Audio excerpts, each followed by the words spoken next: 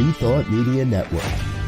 We are a global broadcast network of positive music, media, and entertainment, inspiring humanity's evolution along the journey of enlightenment and creating a world of love, peace, empowerment, and prosperity for all.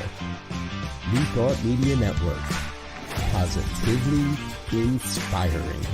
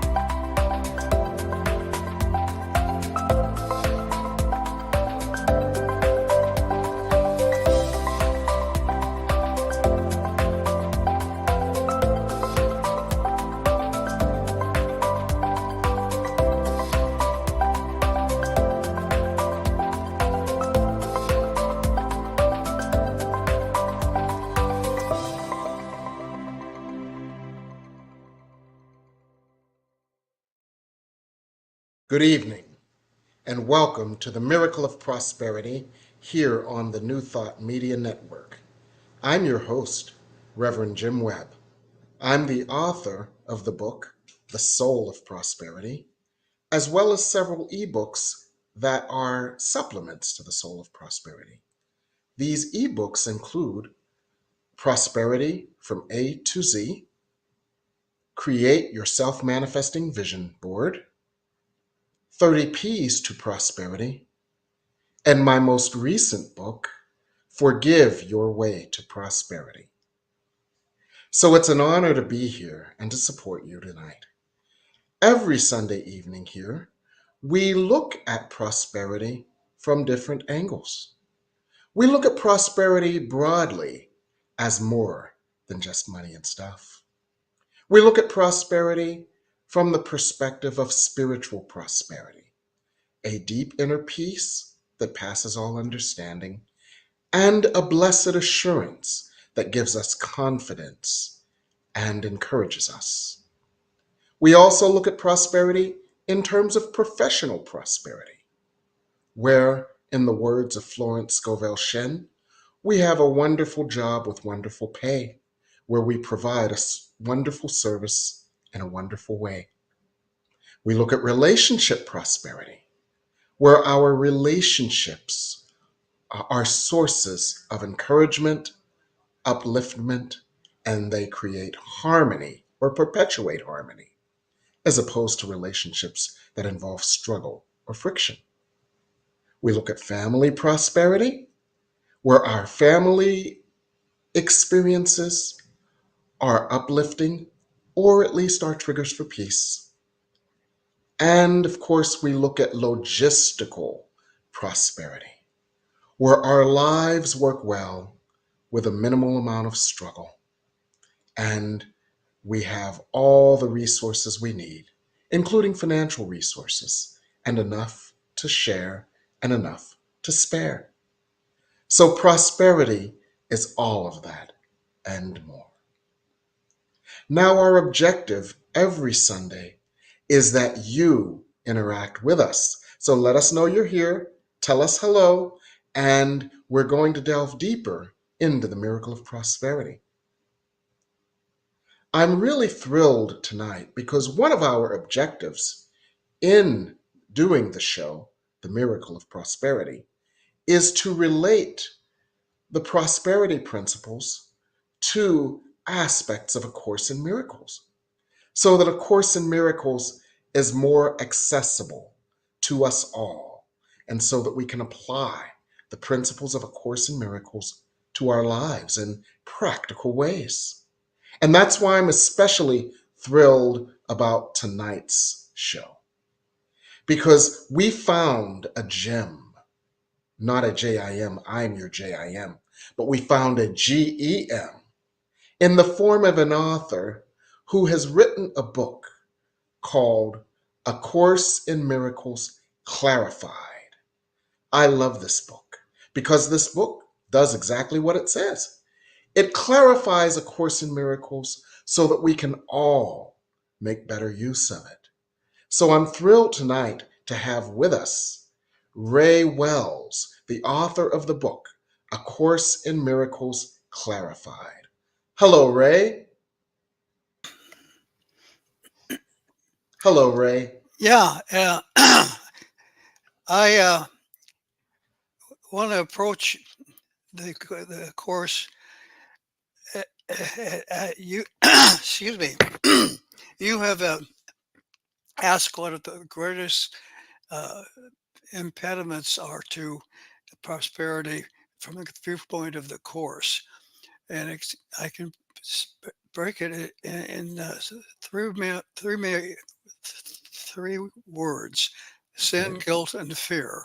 Yes. And the first one I want to look at is fear, and I want to look at the fear of God, because Okay. lots of religions say fear God. Now, Mm-hmm. the course in lesson 282 states, "Father, your name is love, and so is mine. So such is the truth." Yes. And his name is love, and actually, love is a synonym for God. And Yes. as such, that's all he is. He Mm-hmm. is total love. Yes. So, in And other words, if love is a synonym for God and God is love, as I think lesson 104 says, God being love is happiness. If God is love, then we need not fear love. Is that what you're saying, Ray? that's what I'm saying. And the course goes even further to say that what we live in, what our world, our universe, the course state is an illusion. The only truth is God and his oneness. And as Mhm. an illusion, it's impossible for God to even come into this world because he only can embrace truth. He can't embrace an illusion. Yes. I want us to take a moment before you go forward to break that down for our viewers as well. And you can start, if you choose, by building the background of this world as a dream and therefore as an illusion, so that our viewers understand what we mean when we talk about the illusion. Okay, I would like to embrace science first. Science says that before the Big Bang, was no matter, no physical matter at all. Mhm. And the age-old question is, where did the matter in the world and the universe come from then? Mhm. And the answer is, it didn't. My science class in high school said matter can neither be created nor destroyed. Well, if it Yes. can't be created, there's nothing there to be destroyed. Okay. And, and the reason they can't find any matter there is because, as in our dreams, we dream up a physical world. And it's Yes. just as real as this physical world. And Hmm. the matter is that dream world is not physical. It's just a Hmm. dream. And Yes. and that dream, by the way, is the same dream as our daytime dream. There's not two dreams. It's only one. Yes. It goes from day to night and back to day. And neither one is physical. They're all a dream. Now, Yes. So the now, basic template upon which the philosophy of the course is based then is we are all dreaming, like that one season in Dallas where where JR getting shot was just a dream. So we are in a big dream, and that is why uh, this is not a quote real world end quote. really, Is that what and you're saying? yeah, and I can go to the beginning. What the course says is God has a son of God, and that son of God, in an idle moment, wondered what it'd be like to have his own world different in every way from heaven. And he fell asleep and dreamed it. He's still dreaming it. And in his dream, he has all these people that he's dreamed up, just as we do at night in our dreams. We dream about our father, our mother, our brothers, sisters. Also, oh, they're not. And science will tell, psychology will tell you those people aren't those people. They're you pretending those people in your dream. And when you Yes. wake up, they all go back to being you like they always were. Okay, Okay. the Son of God dreamed it just like that.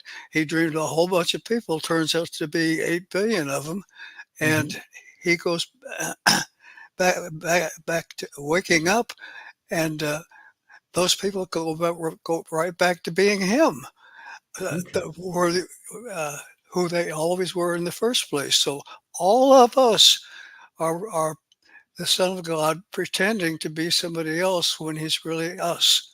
Okay. And that's why we have the same dream and we actually are the same Son of God.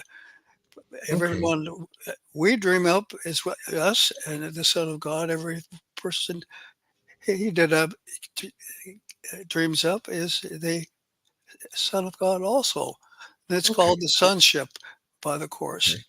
Okay, that's very helpful, Ray, because what that does is it builds a template for what you are saying. This is just a dream. So the dream of sin, the dream of guilt, and the dream of separation is all just a dream. We are not separate, nor have we ever been. We are all a part of God. Is that accurate? That's accurate. And the one big one, and this is a big one, in your dream at night, you can dream of all kinds of horrendous happenings and Hmm.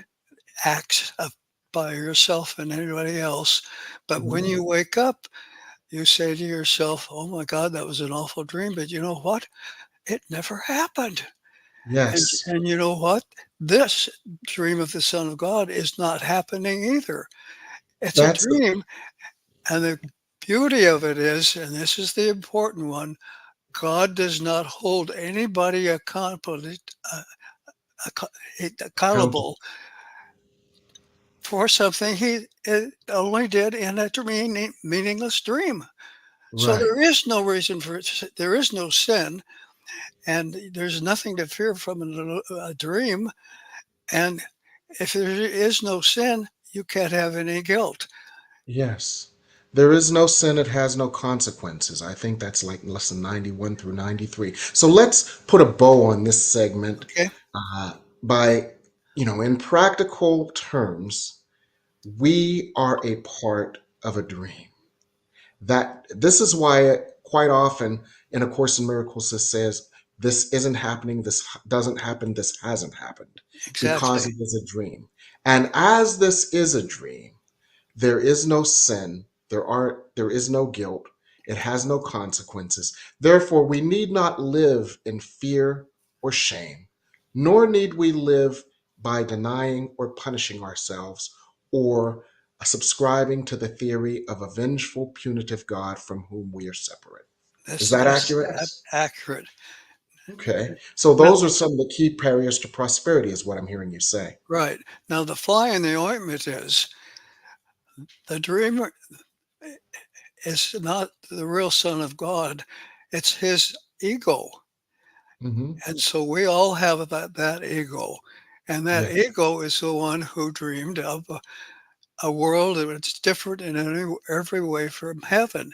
That's Hmm. why this world has all the strange, terrible, terrifying weather and actions and earthquakes and all that.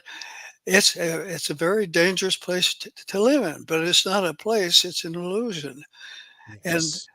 we each have that ego in us, and you know what that ego tells us? You're a sinner. You're Mm. guilty, and you're Right. going to be guilty, Hmm. and you want to feel that guilt, and you're going to Right. pay punishment, be punished for it.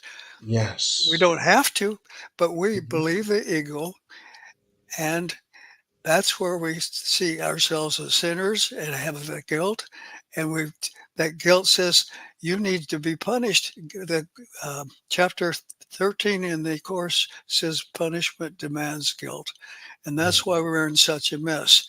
And the Course says all you have to do, the other voice in your head besides the ego is the Holy Spirit that God gave you to get you out of here again. Yes. And if you talk to the Holy Spirit, and he shows you how to forgive and how to dismiss the ego. Once the ego's gone, you're back in heaven that you never left. Yes, beautiful. What a wonderful way to briefly synopsize the key premise of the Course. The key premise of the Course, viewers, is that there is no sin. It has no consequence. Guilt, shame, and all of the things that the ego has used to cause us to feel unworthy of our good are an illusion. Therefore, we can feel deserving of our good without condition, like Paul Farini's book, Love Without Condition. And so the key to prosperity is understanding our innocence, not our guilt, our Godship, not our egoship, and our deservingness, not our undeservingness due to guilt. So I want to thank you for building that foundation of the sinless world. And we're going to go build on that after this commercial break. And so I want you folks at home, I want you to get your questions ready. You can type them in the comments box right now. And we're going to handle some of your questions in the next segment as we discuss this further here on the New Thought Media Network. Please help us say thank you to our organizational sponsors, including the Hefferland Foundation, Affiliated New Thought Network, International New Thought Alliance, Science of Mind Archives and Library Foundation, Center for Spiritual Living Denver, Center for Spiritual Living Midtown, New Thought Philadelphia, Planned Happiness Institute, Summit Center for Spiritual Living, One Heart Retreats, Center for Spiritual Living on the Lake, Unity Kitchener, Unity Spiritual Center Ottawa, Om Center for Spiritual Living, Satya Center, Begin Within Ministries, Center for Spiritual Living North Jersey, Unity of Savannah, and the Center for Spiritual Living Seattle, as well as all of our individual donors. Thank you for being part of the New Thought Media Network. Please like, share, and subscribe. New Thought Media Network, positively inspiring.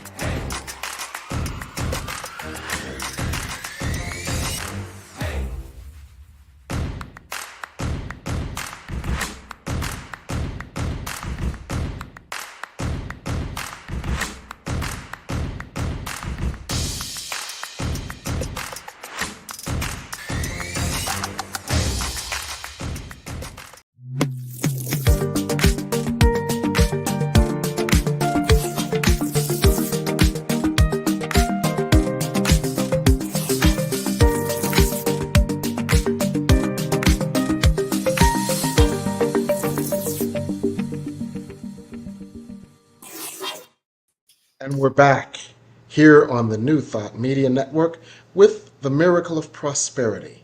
Once again, I'm so thrilled to have with us the author of the book, A Course in Miracles Clarified. Raymond Wells, we are so glad to have you. And as I was reading your bio, I was quite impressed because of the number of different aspects of spiritual exploration that you've covered in your life. You started working with a course in 1985, is that accurate? That's accurate. And before that, I looked into virtually all the Protestant religions. I looked into the Catholic religions. I even looked into a few Middle Eastern religions. And somebody said, well, you need to look at a New Age church.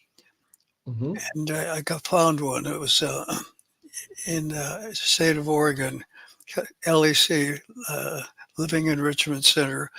And they kept talking from the pulpit about A Course in Miracles. Mm-hmm. And so Margie and I picked up the book. We read it, and it took 3 years to read the entire 31 chapters and Yes, practice the uh, 365 lessons, which we yes, were only supposed to do one a day, but we did it until we understood it. So yes. it took more than a year Oh, to yeah. to get through it. But it, the problem is with the book, if I might say, and why my book was really needed, the dictator, which of course it would dictate it over a period of 7 years, uh, Yes. and he identified himself to Helen Schuckman, the stenographer, as the risen Jesus. And when you read the book, you will have no doubt that he really was. These people stuck together for 7 years to get it out, and it's it's it's it's a book you don't just read once. Yes. It's like getting married. You're practicing the course for the rest of your life. It's so true. I remember there's a passage in the Bible, eat these words. And the course is you have to take it in bite-sized chunks, digest it, and integrate it, almost like food. For example, in my church, the Tacoma Metaphysical Chapel, we do a call every morning. We've been doing it for about 15 years, where each day we do a lesson in a course and we work with the lesson, we hear the lesson, we discuss the lesson, we meditate on the lesson, we look at practical applications of the lesson, and we do this for one lesson a day. And we've been doing it for 15 years. And the amazing thing is that each time we do a lesson, we've done the lesson before, and many of the folks on the call have been on the call for 15 years. But it's like the lesson is new because we're anew. And we're continually evolving and integrating more of the course into our lives. So each time we do it, we're integrating it at a different level. So it is not a book you read like a novel on a plane and you start it when you're on the runway in Florida and you finish by the time you touch down in Boston. It's not like that. It's a way of life is how we find it. And it's a way to integrate the spiritual psychology into our practical working lives. Is that what you found, sir? Yes, I did. And what I started to say is the reason it's so hard to understand for most people is the voice. Jesus uh, spoke his dictation in an Elizabethan Shakespearean English, which is Yeah. old English. It's not spoke anymore. Has a lot of run-on sentences, long paragraphs, and words that haven't been used for a long time. And Yes. the accent is hard to understand. Uh, Hmm. so when you read it, a lot of negative sentences too. You really have to sort through the language to get Yes. what the meaning. And what my book does is it found I put all my information up on an Excel spreadsheet and Yes. sorted it according to uh, what it was talking about. And I found that there were 22 common themes that went through almost every lesson. So had the majority of the themes in it. So each lesson repeats the same thing over and over. Yes. As the next lesson and all through the whole um, 365 lessons, and same Yeah. way with the 31 chapters. It's saying the same thing over and over again in a very, Yes. very different way. Yes, it's true. We find that in the lessons as well. We find that common theme in lessons, and for example, when we're discussing the lessons, we jokingly say, "Oh, this is another lesson where we release what we thought it was for, or Yeah, what we thought it meant." yeah, And once you have those general themes, it becomes easy to integrate it in your life too. yeah. Now those themes became the chapter titles of my book. There's Yes, 22 chapters talking about the theme, and then and I have pulled out quotes from all parts of the course showing how that was mentioned in every place for all yes, 22 times. yes. I think it's a brilliant approach, and it really does make the course much more accessible because it creates the key ideas that we need to understand about the course. And our task is to integrate that into our lives. And one of the things that and the book is called A Course in Miracles Clarified by Raymond Wells. It's available on Amazon.com. It's available both as an ebook and as a paperback. And one of the things that I find is that the book helps us to integrate the key concepts of the course in our lives in very practical ways because it breaks it down in ways that we can understand. It breaks it down without the elliptical sentences and the sentences with inverted sentence structure. And it breaks it down in a sense, in a way, in common everyday language. And that I find to be so useful. You even have a website, is that accurate? Yes, acimclarified.com. Wonderful, wonderful. So, in terms of the key principles of a course, if you had to choose one or two principles or one or two chapters of the book based on principles, which would you say would be very effective in releasing our unconscious blockages to prosperity? Okay. Um, Chapter 11, as I recall, is titled Forgiveness Will Solve All Your Problems. And Yes. the reason forgiveness is so needed, first of all, the Course advises us there's only one way to forgive, and that is to ask the Holy Spirit to help us with the forgiveness. Yes. And when you start to forgive, and you have a grievance, and it turns out that everyone in this world has multiple grievances. We've been hurt, Yes. we've been Yes. assaulted, we've been stolen from, and we have to forgive all this. And the Course advises for instance, let's pretend I have a grievance against you, Jim. And the Hmm. Course says, say it this way: Holy Spirit, help me forgive myself and Jim for what we did not do. Now, the Hmm. Holy Spirit goes where we can't go. It goes to our subconscious mind, and that's where the forgiveness takes place. And without that, it's virtually impossible for anybody to forgive anybody. But Yes. but the ringer here is, okay, I forgive myself and you for what we did not do. I am responsible for forgiving myself, and I have to do it in a way that involves you. But you have to forgive yourself as well, or it doesn't take. So it doesn't get we it doesn't give the person that did the injury. It doesn't give them off the hook just because you forgave them. You can't forgive them. They have to forgive themselves. That's the way the minds work.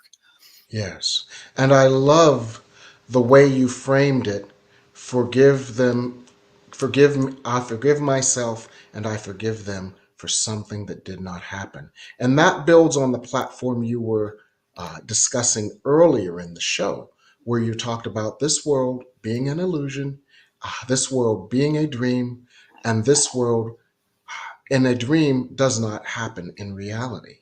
So that helps us to take some of the sting out of it because our Okay. egos, Now you go asked ahead. for two chapters to be the most important. Yes, The yes. second chapter that's important in my book is it pulled out, I think it's 33 quotes in Hmm. the course, all throughout the course, Hmm. saying that we are entirely responsible for what happens to us. We can't blame anybody else for it. And when somebody does something to us to harm us, it's because the guilt in us has reached out and asked them to do it, and they accepted the doing of The it. invitation. Yeah, and so if you feel the urge to hit somebody, they've already asked you to do it, but you don't have to do it. You don't have to take on that guilt that you're going to get if you do it. So it goes back and forth like that. Yes. This is where a lot of people often get stuck. And I'll just kind of break it down in English from our own human Sure. experiences. As human egos, we get hurt. As human egos, we get injured. As human egos, we see things only from the perspective of our human egos and our hurt and our injury. And as a result of that, when somebody says, you know, you brought this on ourselves, that same human ego that is hurt and is injured wants to fly into a rage. That same human ego wants to point the finger at someone else and say, no, I didn't do this to myself. You did this to me. And we imprison ourselves in that role as victim. We imprison the other in the role of our victimizer. And this often sticks us all. Now, one of the things I try to do is say, on the level of the ego, yes, this person did it to you. But on the level of your higher selves, you came here to learn, to heal, to grow, to remember, and most importantly, you came here to wake up. And this experience is designed to wake you up. So, on Exactly. the level of your souls, you handed them a script and said, read these words. It will wake me up. Yep. Yep. Is that now? Can you talk to that a little bit more? Because I know so many people struggle with this. Can you talk to the how can I have done this to myself thing? Because I know so many people struggle with that. Okay. Well, go back to the fact that the course says, and it's believable when you put it all together. This is an illusion. Nothing is really happening here. Mhm. These people may have hurt you in your dream, but you can't hurt anybody in a dream. They're not Mhm. responsible for happening, and your dream did happen to yourself. Mhm. That's just one way of looking at it. Mhm. The other way of looking at it is go back to chapter 12 of my book and read all the places where it tells you no matter what goes on in your life, you were the author of it. And for instance, one I can think of, what your brother says to you depends on you. In other words, even what people say to you was what you wanted to say to them, or they wouldn't have said it. And it goes for them, and there's 33 places we put the quotes out where say, you're the one that did this. Oh, and the things that get you in trouble for once, when you blame somebody else for what happened to you, that builds up guilt within you. And when you, uh, okay, have you heard these statements? Don't give away your power. Yes. So, yeah, one of the things that some people find to be useful is that, personal responsibility has become a trigger word because it connotes a certain blame. And as egos, we want to blame somebody else Exactly. or we want to blame ourselves. And one of the ways that one brilliant person said, stated it was, what if personal responsibility was personal power? What if you realized that you had the power to create the world you wanted instead of creating this world that brings you pain and suffering? Then wouldn't you like to seize that personal power? And that to them was a way that they could swallow this thing about create about reality creation and each person creating the experience necessary for their soul's growth and healing. That Right. was the only way they could wrap their mind around this idea. You mean I agreed to this? Now, why would a sane person agree to that? That was Guilt, the only way that they could wrap their mind around it was, okay, it's not responsibility, it's power, and it's taking my power back. So, is that what you mean when you say taking your power back, realizing that you have the power to create what you desire instead of what you don't desire? yeah, exactly. And you have to involve your guilt because wrapped up in that guilt is your grievances, and that guilt is part of you. It Hmm. represents you, and it goes out and finds those things that will harm you because your guilt wants to punish you. Your guilt is all wrapped around the ego. Now, another way of looking at don't give away your power. If you get upset, lose your temper, uh, Hmm. uh, worry, uh, become insulted, you your body and your mind suffers for it. Hmm. Now,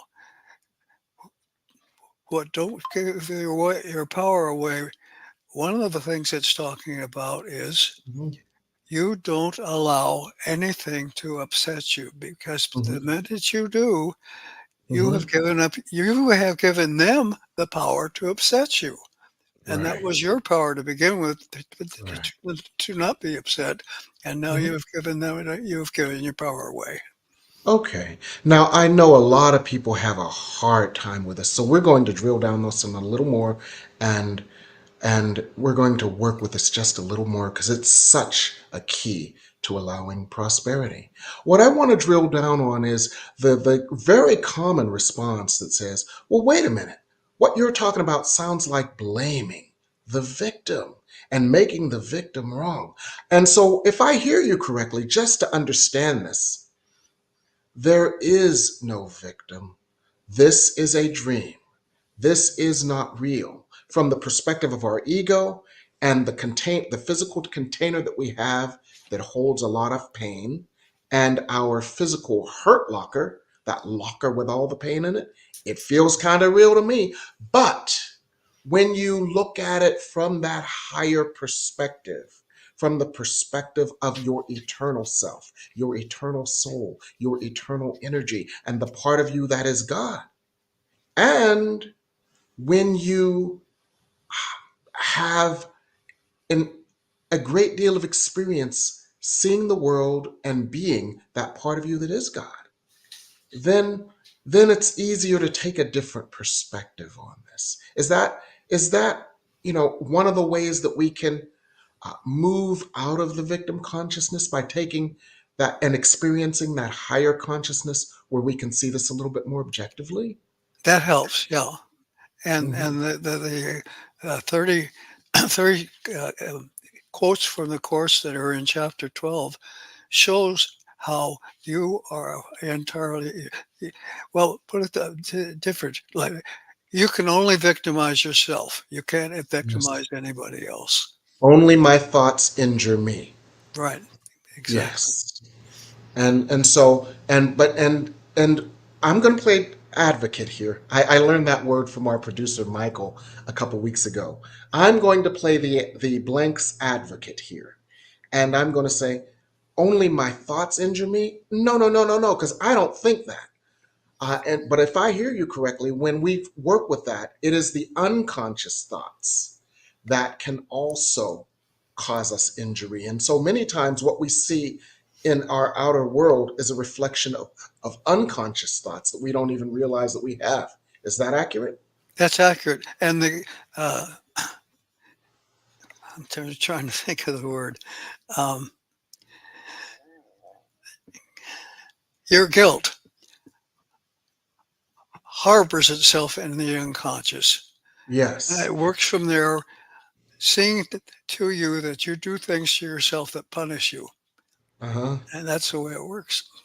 Yes. Okay. It- So let's work with that again because I really want us to have a deeper understanding of this, and you are the perfect person for this, and so I so okay. appreciate you being here tonight. Um, our guilt resides in our unconscious, kind of like that shark in Jaws, down under the surface. And every once in a while, we hear the music, bum bum bum bum bum bum bum bum bum bum, and we know it's there. And then it strikes, and it's like, who did that? What did that? And it was the shark of guilt. So I want to work with that a little bit. And the reason that I want to work with that a little bit is because that, as Carl Jung said, you must understand the unconscious because until you understand the unconscious will be made manifest and you will call it fate. And so we have to understand that there is so much in our unconscious mind, so much in our unconscious conditioning, in our unconscious miseducation that shows up in our world. And the purpose for it showing up in our world is so that we can heal it. Would that be accurate, first of all? That, that would be accurate. There's a And bunch of so, what are that. what are some things that we can do using, and this is the part of the course that I absolutely love. When I read the course, I feel Jesus. I feel healing. I feel transformation. I feel grace. How can we apply that energy of grace to those parts of us that are wounded? And how can we apply that energy of grace to those unconscious energies that live within us? Any suggestions on that? Well, the Holy Spirit is the best way you engage Him, ask Him for help and Mm-hmm. forgiving, and also you ask Him for direction, and Mm-hmm. He goes right to that unconscious. The ego, by the way, that's where the ego survives, is in the unconscious, and Yes. that's why you can't really deal with the ego directly because he's part of you, and it's not in your conscious; it's in your unconscious. Right. So in other words, so much of what we see and so many of the reasons that we have such difficulty with this is because from the perspective of our ego, this is almost an assault. How dare you call me a victim? How dare you blame me as the victim? How dare you say Yeah, that I did this to myself? That's the ego. And we and so you're saying, if I hear you correctly, you're saying, ask the Holy Spirit to do what you cannot do for yourself. that's right. That's Okay. right. Yeah. Yeah. Talk about that a little bit more and invoking the Holy Spirit and having the Holy Spirit work on that part of us that is ego. Can you talk about that a little more? Sure. I would like to say one more thing, and doesn't come from the course directly. This is what psychologists have come up with, Hmm. analyzing people's behaviors. 82% of what you do going through the day came from your unconscious. Yes. Your conscious mind makes very few decisions. Your Hmm. unconscious mind makes most of them.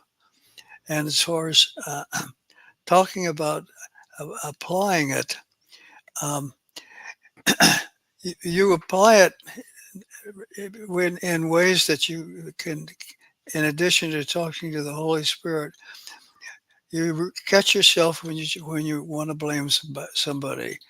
Mm-hmm. Um, you catch yourself when you feel the need to get angry Mm-hmm.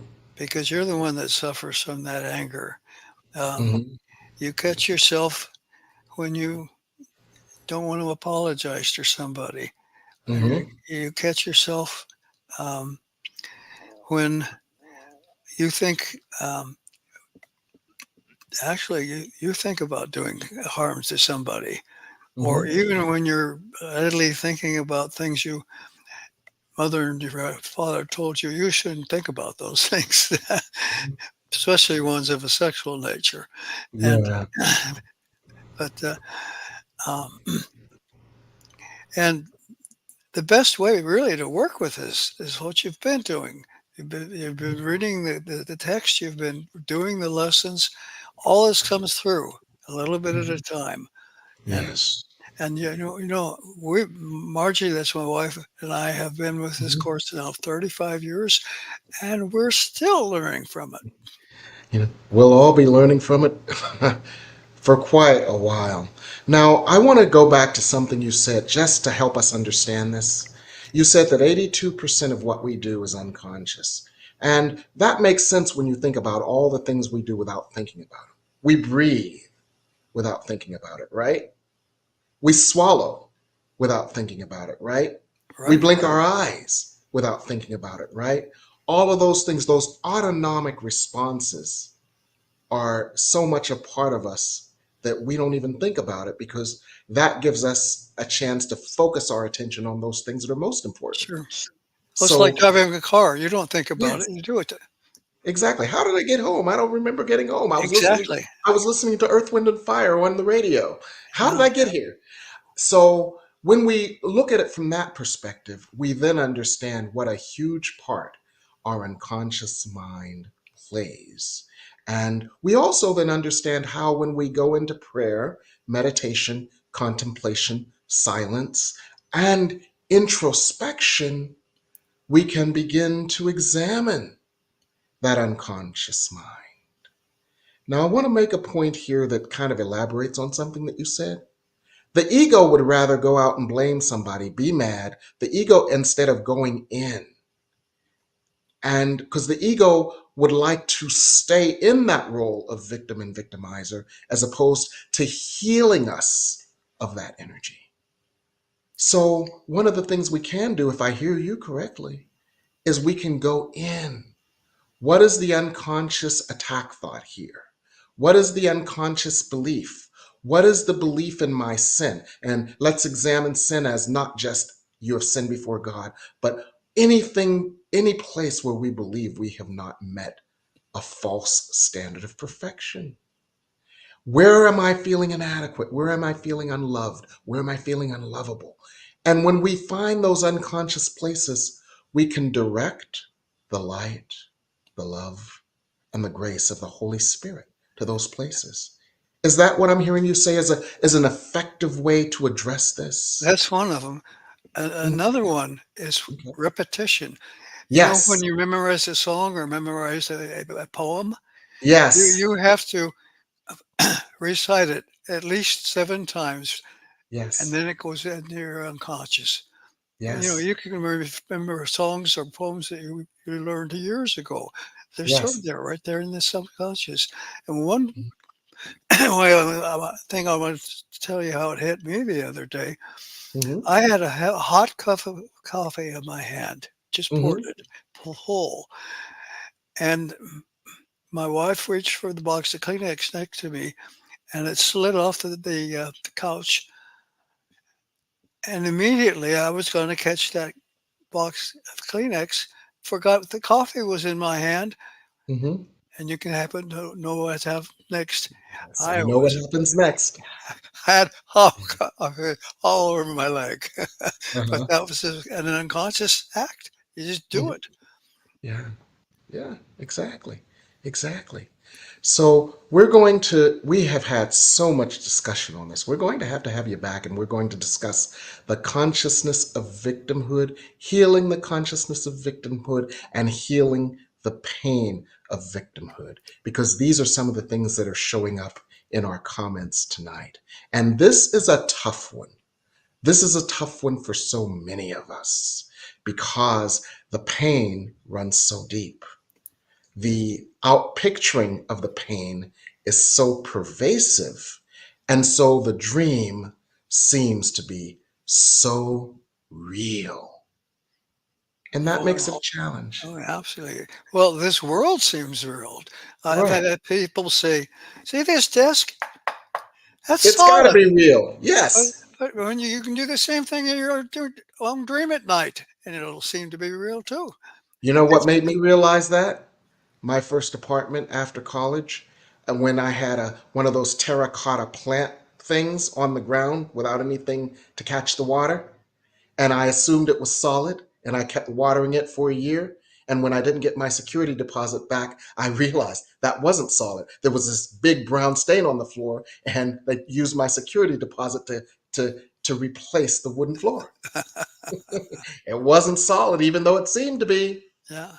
So we have so much more to cover. I promise you, Vivian, I promise you, Reverend Amina, and I'll send emails specifically to you.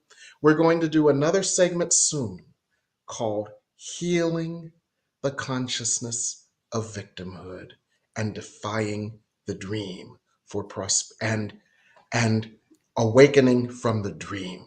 And that's when we're going to zero in on the deep pain of our egos and how we can extricate ourselves from that Okay. in order to release ourselves from the consciousness of victimhood.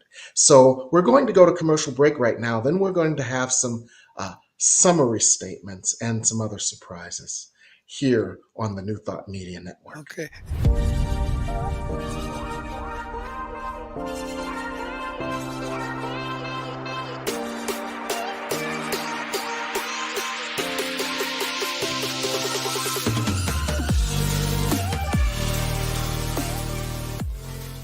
New Thought Media Network is on the rise.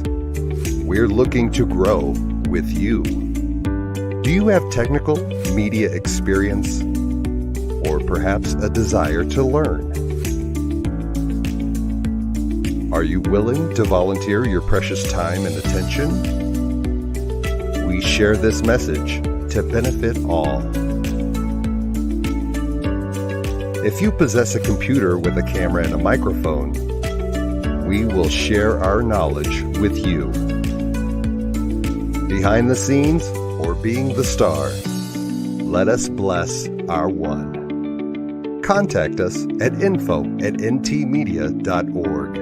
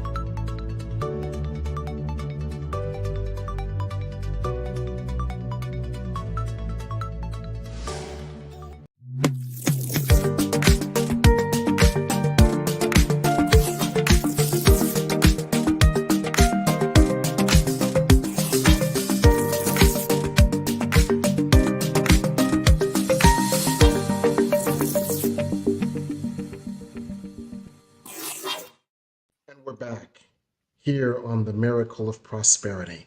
I'm so glad to have tonight Raymond Wells, author of the book, A Course in Miracles Clarified.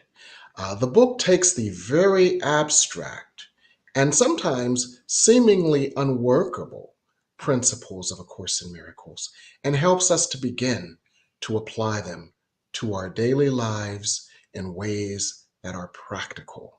It takes the esoteric and it explains it in ways that make it accessible.